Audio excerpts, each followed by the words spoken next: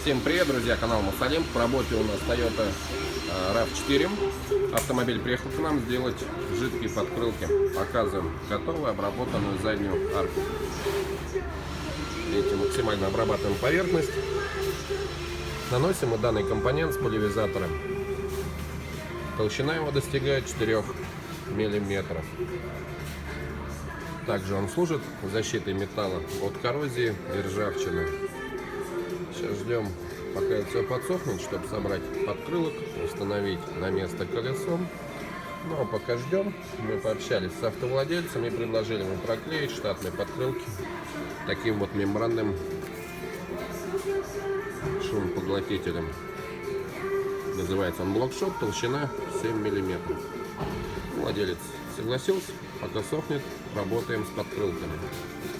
Ставьте свои комментарии, подписывайтесь на канал. Всем пока!